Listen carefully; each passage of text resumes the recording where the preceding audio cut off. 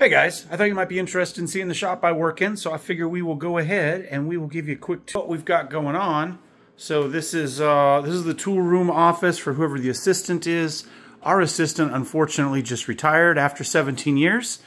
And so for the moment I'm stealing it because adjuncts don't get offices, generally speaking, on our school. The main campus has offices specifically set aside from it, but the satellite campuses don't always. So we'll see. He was here for 17 years, and I'll be honest with you, the last 5 years or so, he was just counting the days, I think. So we're in trying to clean up. Spring break starts Monday. I guess technically it starts today, which is Sunday. Got our cutting stations over here. We got the Scotchman ironworker. We got the Marvel. We got material up over here. Everything's got rollers to feed into it. We got one of the forges here. We've been rolling those outside to work on. This is for cutting pipe. So this is our plasma rotisserie. So we can cut chunks of pipe for pipe certs and for pipe welding. This thing just needs to find a better home. This one was just a loose one to roll around in the shop. Our Bailey shear. We've got some work tables. Again, you know, we're just past midterm. And we're into spring break, so the shop's a little bit of a mess as we go through it. This is my demo Syncrowave with the water cooler. We got some drill presses over here and some various cold saws. We've got some anvils and grinders and all that sort of good stuff. We have a series of grinding rooms over here, trying to keep down on the dust and the noise. You know, they're all supposed to have their own brooms and earplugs and all that in. We've got a bunch of sheet metal stuff. This used to be in another shop. We had a lot more space for sheet metal.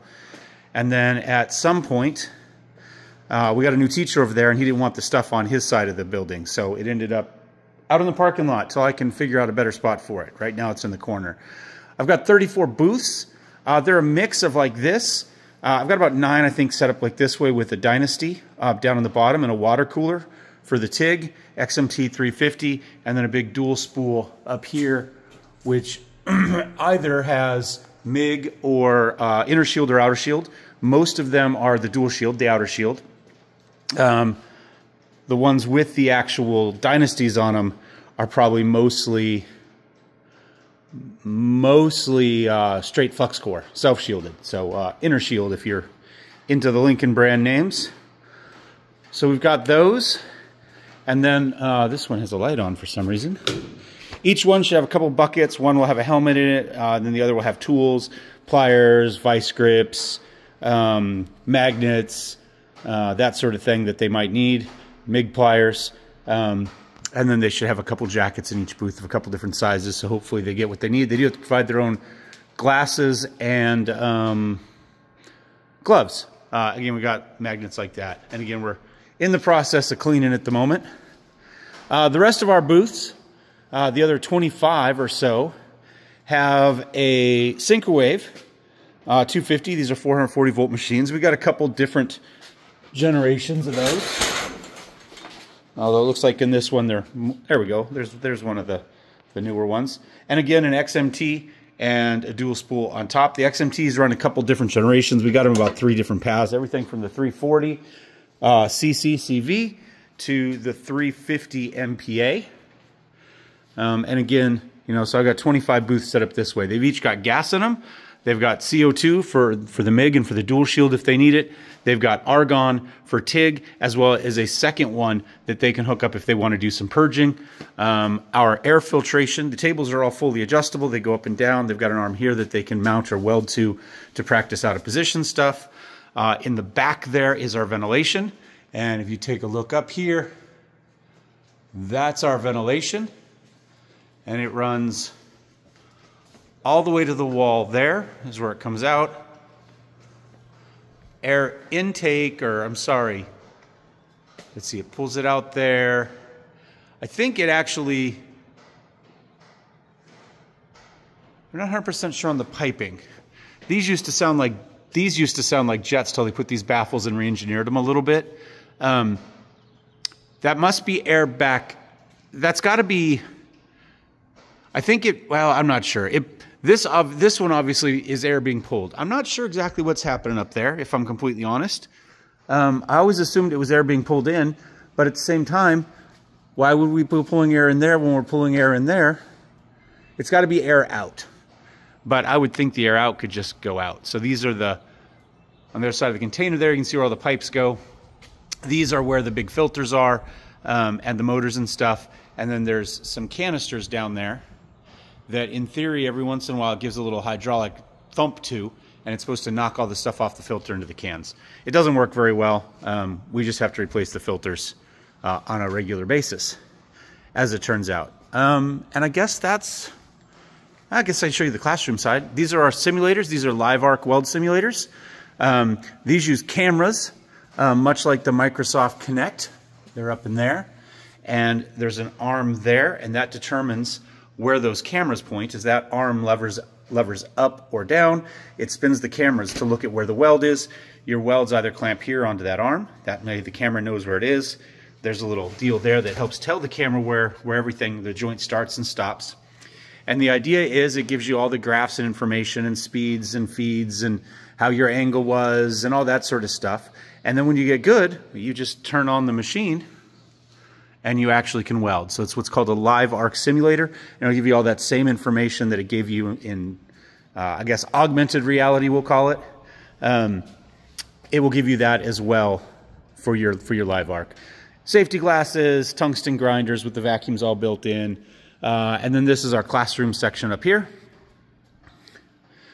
And we've got our board and our projector and all the furniture with the exception of these fixture tables. So for instance, this table right here, just kind of, probably shouldn't show you the backside here. It's kind of a mess. I'm just really getting into organizing that.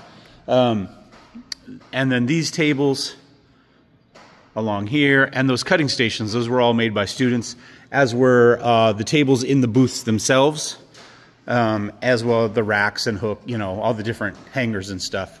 So yeah, that is the welding shop. This is where I primarily teach.